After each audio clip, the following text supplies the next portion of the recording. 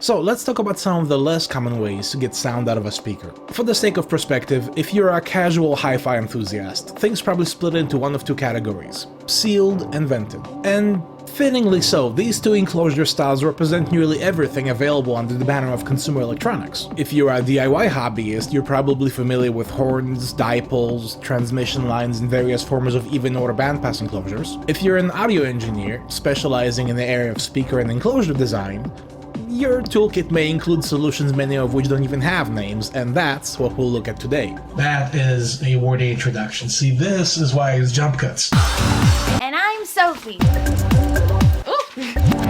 Okay, so here's 5 enclosure anecdotes in no particular order. Number 3.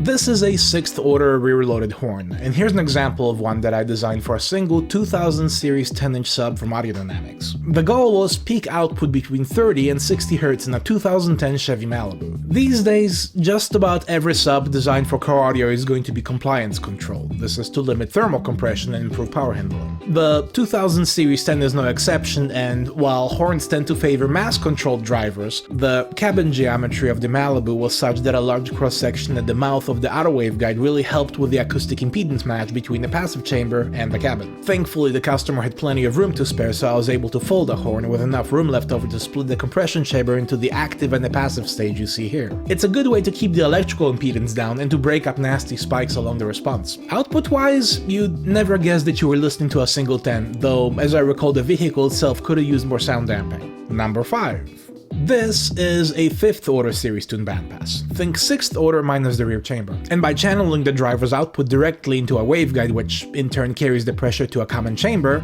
we can do one of two things: exert linear control over larger, lower efficiency bandwidth product drivers, or create a massive spike in efficiency with smaller, higher efficiency bandwidth product drivers. Pretty useful when an order comes in for an SPL project that's based around a single 6.5-inch driver, and here's a recent example of just that. This is a 5th order series tuned bandpass for a single HNX 6.5-inch sub from B2 Audio going into a 2001 Mercedes A160. This enclosure's only function was to deliver a 53 Hz tone to the vehicle's headrest, and it did so with nearly 110 dB efficiency at 1 watt. Number 2.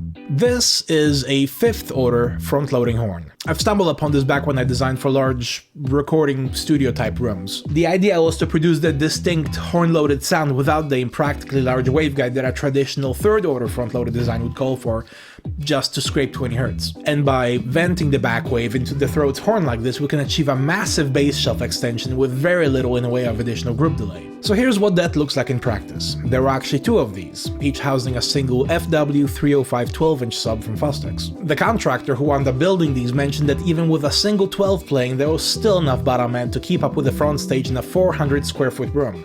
Number 4.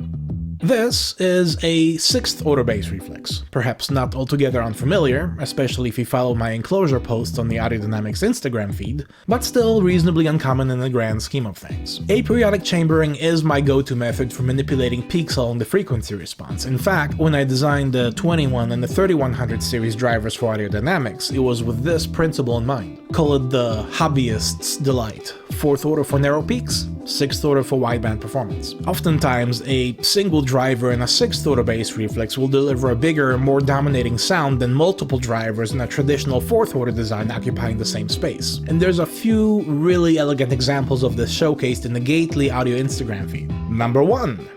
Hybrid enclosures. Since we've barely scratched the surface of advanced design topology, this last one isn't so much a design style as it is a category. And by hybrid, I mean multiple drivers in shared space operating at different acoustic orders. Case in point, we just got done looking at a 6th order bass reflex design. Here's an example of a hybrid variant, with the upper driver operating at 6th order and the lower driver operating at 4th. So while the response of a 6th order bass reflex is characterized by a dip at either edge of the operating band, adding that second driver to the passive chamber nearly eliminates the upper dip and extends the performance well into the mid-range. This works amazingly well in home theater applications. In fact, I've used this principle in several of my builds, including the Dayton Classic Towers that are sitting in my living room to this day, playing down to around 10 Hz. And there are countless variations of this. Here, for instance, is a bandpass where the rear driver operates at 8th order and the front driver operates at 4th. If we look back to the late 1990s, there's Bose doing the same thing with their Acoustima 10 Series 2 bass module. It's fascinating stuff once you take a moment to consider the inner workings of a speaker cabinet